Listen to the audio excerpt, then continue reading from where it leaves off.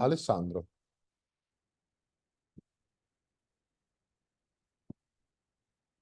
Thank you, Davide, for the introduction. Hello, everyone. I'm Alessandro Verosimile, and today I will present you YoseUe, trimming random forest training towards resource constraint inference on FPGA.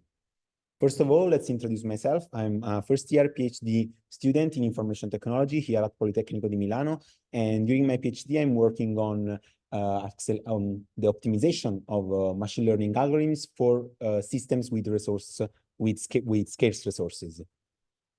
So, the main focus of this work is artificial intelligence of things, the combination between Internet of Things with all its interconnected devices and artificial intelligence with all its powerful algorithms. Artificial intelligence of things is becoming more and more important in nowadays technology, finding application in multiple fields such as video surveillance and automotive, thanks to the possibility of running also on small IoT devices, the inference of powerful machine learning algorithms. And this is giving the possibility to such IoT devices to perform their tasks better or to perform new tasks as were unaffordable before. The weakness of artificial intelligence of things is that such IoT devices need to rely on cloud infrastructure to run the inference of such big machine learning model. And so they need to rely on an internet connection. This approach is not suitable if such IoT devices perform critical tasks due to the instability of latency and throughput and due to the privacy and security risks that are connected to the unstable and uncontrollable nature of the internet. Therefore, the ideal solution would be to keep all the computation on the device, to perform the inference directly on the Internet of Things device. The problem is that such device is resource constrained and has a low computational power. Therefore, it is of critical importance to design and optimize a domain-specific architecture that can run significantly large machine learning model on embedded systems with reasonable performance. The first important question that we have to ask ourselves is which is the most suitable model in this context? And the main choice is between artificial neural networks and decision tree-based ensemble models. And in our case, we choose this second option because not only because such Arietta et al. Says in their survey about explainable artificial intelligence, tree ensembles are arguably among the most accurate ML machine learning model in use nowadays, but also for their high level of parallelizability. In fact, during the inference of random forests, a particular category of decision tree-based ensemble model, each tree is inferred and it assigns a class to each sample. And then a majority voting operation is performed to obtain the final score. And this approach allows for two types of parallelization: horizontal, because each tree can be inferred independently from the others, and vertical, in the sense that each level of the tree needs only the information of the previous one to perform computation. And so this allows for hardware pipelining. The second important question that we have to ask ourselves is which category of architecture is the most suitable for this context. And the choice is between general purpose architectures and domain-specific architectures, such as FPGAs and ASICs. And we will choose this second one because we would like to optimize a domain-specific architecture for the inference of random forests on embedded system. And we would like to optimize it to be resource efficient, to be adaptable to a resource constrained context. So we can set the goal of YoseUe: build a domain-specific architecture for the inference of random forests on embedded systems, and therefore in a resource-constrained scenario. In this context, there are two main design methodologies to build a domain-specific architecture: the logic-centric one and the memory-centric one. In the logic-centric approach, the model is directly hard-coded as logic into the hardware, allowing for a high throughput, but this approach is also highly resource-intensive. So it is not the most suitable one for a resource-constrained scenario. The second one is the memory-centric, in which the model is encoded as instructions that are then stored in memory. Then a set of processing elements will fetch instructions from these memories and perform computations over a stream of samples.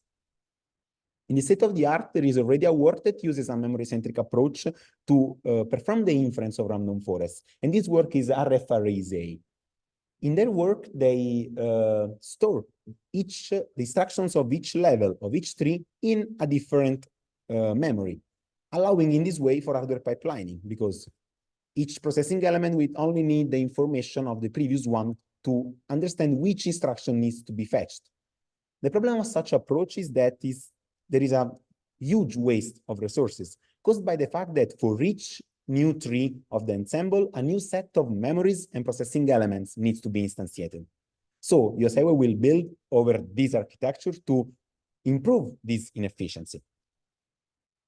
So starting from the architecture proposed by our referee, the main optimization done by YoseUe is to fit more trees in the same set of memories.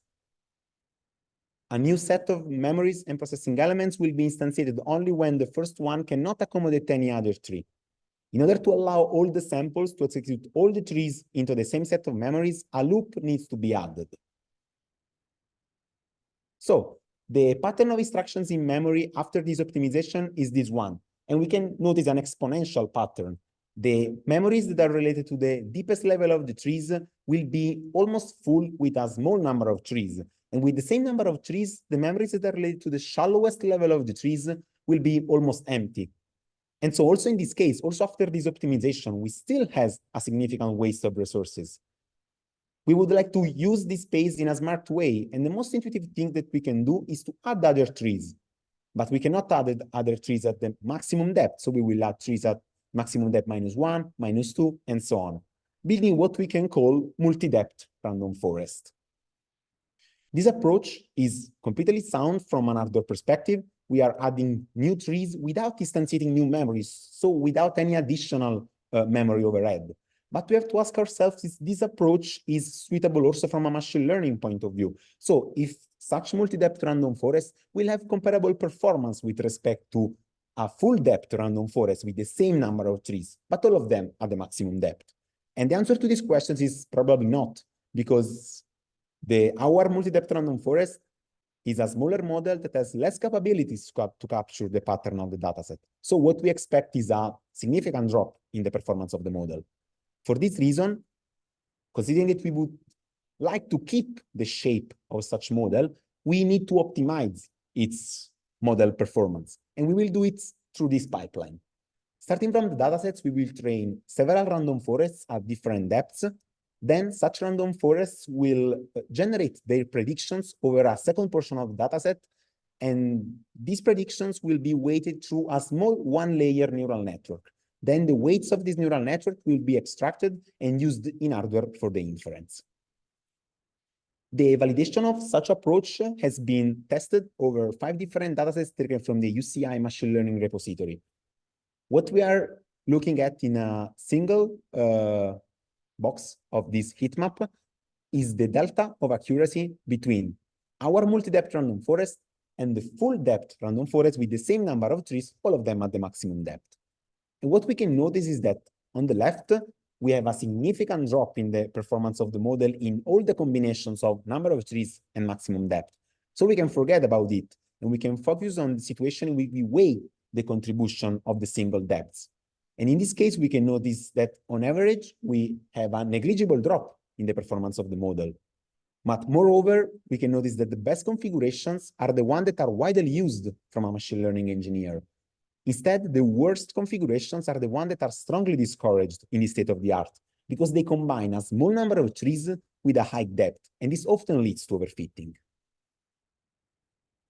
Last but not least, the YoseUe architecture has been optimized through the spatial template architecture previously described by Francesco.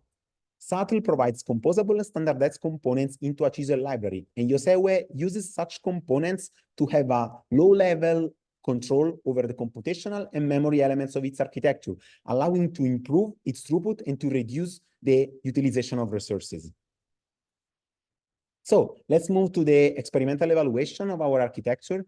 Starting from an example of the proposed YoseUe architecture, we added a timer to measure the throughput and the latency, and a DMA to simulate the stream of samples coming from an IoT device. The experiments have been run over an AVNet Ultra 96 version 2 board, which mounts a Zinc UltraScale Plus SMP system on chip, with hardware parameters that are coherent with the Internet of Things context. So, first of all, let's present the results related to the throughput of the architecture. We are comparing to the RF-RISA version on embedded systems, so re-implemented on the Ultra 96 version 2 board. And we can notice that due to the conflicts introduced by, due to the loop of the YoseUe architecture, the standard version of YoseUe has a drop in the throughput in all the configurations.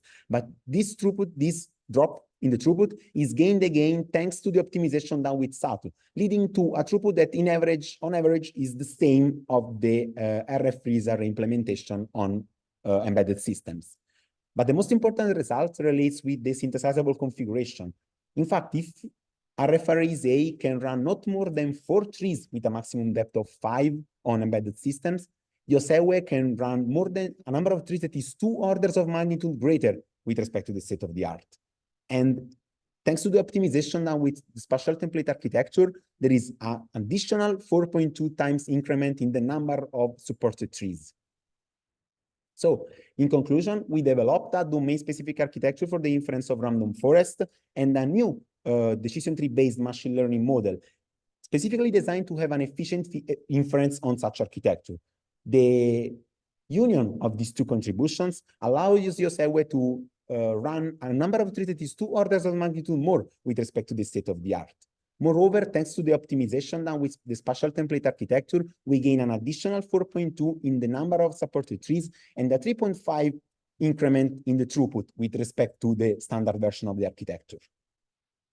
So this is the end of my talk about YoseUe. If you are interested in this topic, in the inference of decision tree-based ensemble model on embedded systems, on to the optimization of any other machine learning model in a resource-constrained scenario, you can just send me an email and we can talk about any possible collaboration. So I thank you all for your attention, and for any question, I will be more than happy to answer. Alessandro, for your talk. I have a question for you, which is the bottleneck that is causing right now failure of this synthesis in some configuration that you presented with yourself? Yeah, the bottleneck resources is the number of used lookup tables. So also, if this architecture is memory-centric, reducing the number of employed memories, we have considering that we have a one-to-one map on the processing elements to the memories. Reducing the number of memories reduces also the number of processing elements that are the main element that consumes lookup tables. So the bottleneck resource in this specific case are the lookup tables, and we are reducing its utilization, reducing the number of used processing elements into the architecture thanks to the optimization done by YoseUe.